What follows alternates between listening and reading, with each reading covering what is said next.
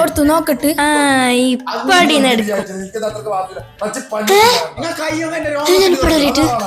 ഉപ്പ ഉപ്പ അവിടെ തല്ലാക്കുന്നുണ്ട്.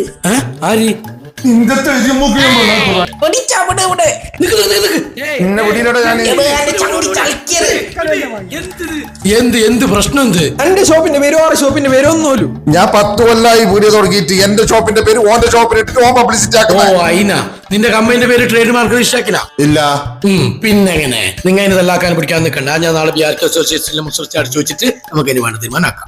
ട്രേഡ് മാർക്ക് രജിസ്റ്റർ ചെയ്യാത്തിടത്തോളം കാലം ആ പേരിന്റെ പേരിൽ ആർക്കും അവകാശം ഉന്നയിക്കാൻ സാധിക്കില്ല. ഒരു സ്ഥാപനം തുടങ്ങുന്നതിന് മുമ്പ് അതിന്റെ പേര് ട്രേഡ് മാർക്ക് രജിസ്റ്റർ ചെയ്താൽ ഇത്തരം കോപ്പിയടികളിൽ നിന്ന് രക്ഷപ്പെടാം. Company name, product name, logo എന്നിവയുടെ ട്രേഡ് മാർക്ക് രജിസ്ട്രേഷനും കമ്പനി LLP പാർട്ണർഷിപ്പ് കൂടാതെ ടാക്സുമായി ബന്ധപ്പെട്ട എല്ലാ സർവീസുകൾക്കും കാസർഗോഡ് കർണക്കാടുള്ള BRK അസോസിയേറ്റ്സുമായി ബന്ധപ്പെടുക.